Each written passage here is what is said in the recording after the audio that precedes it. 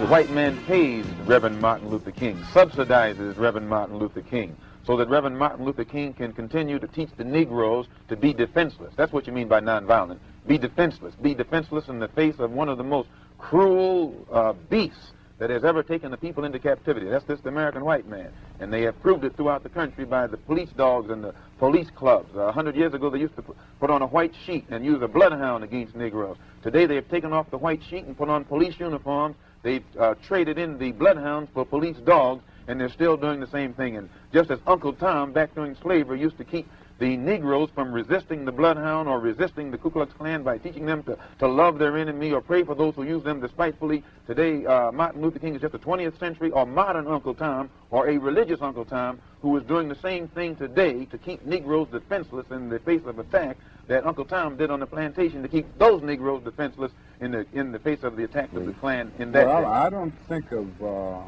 love as, in this context, as emotional bosh.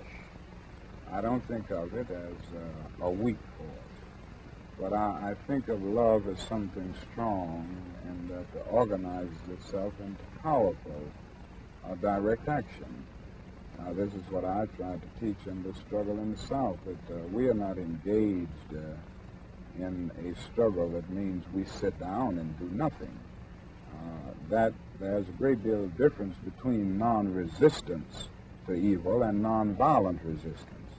Non-resistance leaves you in a state of stagnant passivity and deadened complacency, wherein non-violent resistance means that you do resist in a very strong and determined manner.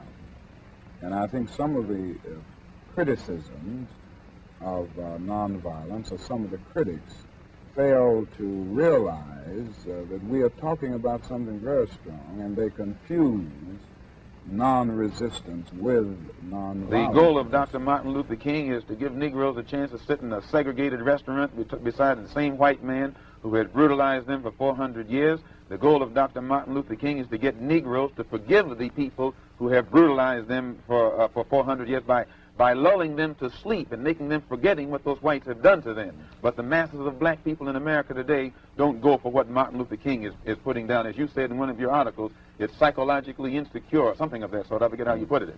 But you didn't endorse what Martin Luther King was doing yourself. I do not reject his goals of full integration and full equality rights for American citizens. Do you reject these goals? If you don't think that he's walking on the right road, I'm quite sure you don't agree that he'll get to the right place.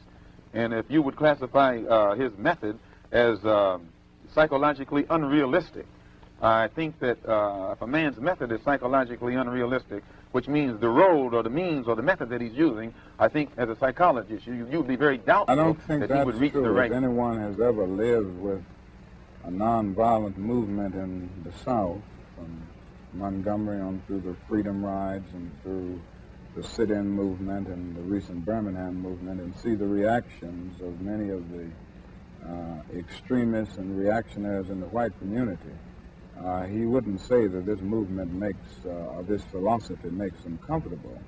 I think it arouses a sense of shame within them often, in many instances. I think it does something to touch the conscience and establish a sense of guilt. Now, so often people respond to guilt by engaging more in the guilt-evoking act in an attempt to drown the sense of guilt. But this approach certainly doesn't make the white man feel comfortable. I think it does the other thing, conscience, and it disturbs this sense of contentment. Nothing will they ever do. They will always talk it, but they won't practice it. And with the Supreme Court, if the NAACP can tell me that they want a desegregation decision for me 10 years ago, but yet the schools haven't been desegregated, as I say, this is a victory with no victory. It's a victory that you can talk about, but it's a victory you can't show me. So if you represent the NAACP and you're telling me about this great victory you won for me, when I look at you, I have to conclude that either you have been duped yourself or else you are trying to dupe me.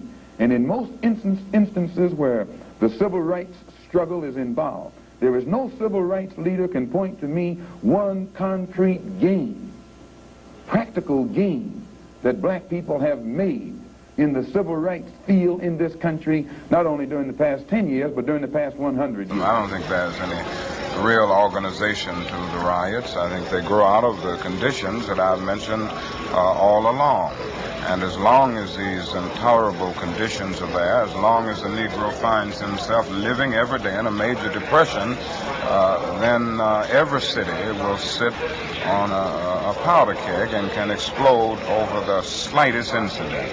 I feel that killing is a very tragic way to deal with any social problem. There is no violent solution to the problem that the Negro confronts in this country, and this is why I have constantly said that riots are socially destructive and self-defeating. After all, the Negro ends up on the losing end. We can't win a violent revolution. Most of the persons killed in riots are Negroes themselves. The persons who end up not being able to get milk for their children of Negroes because things where they have to live are destroyed. So there's no practical or moral answer in the realm of violence to the Negro's problem. But I do understand the sociological, the psychological, and the economic reasons. The problem can be solved. First, the white man and the black man have to be able to sit down at the same table. The white man has to feel free to speak his mind without hurting the feelings of that Negro. And the so-called Negro has to feel free to speak his mind without hurting the feelings of the white man. Then they can bring the issues that are under the rug out on top of the table and take an intelligent approach to get the problem solved. That's the only way that they'll ever do it. We need an action program while we are Muslims, or while we are Christians, or while we are whatever we are. We still need an action program that will eliminate these evils that are in our community. And this is what we're trying to do with the Muslim Mosque Incorporated. Do you consider yourself militant? I consider myself Malcolm. Well, I think we have to agree that this appears to be the result of an internal conflict within the black nationalist movement. So I think the first thing that needs to be done is for a conference of goodwill to take place between black nationalist leaders. This was why I suggested a few days ago that the followers of the late Malcolm X and the followers of Elijah Muhammad should sit down at the peace table together, so to speak, and discuss this problem and try to reach some understanding. I don't think, and I'm sure, that nothing can be accomplished by violence. It only leads to new and more complex social problems. I think it is unfortunate for the black nationalist movement. I think it is unfortunate for the health of our nation. I may not get there with you, but I want you to know tonight that we as a people will get to the promised land. I'm really happy for you. I'm gonna let you finish. But Beyonce had one of the best videos of all time.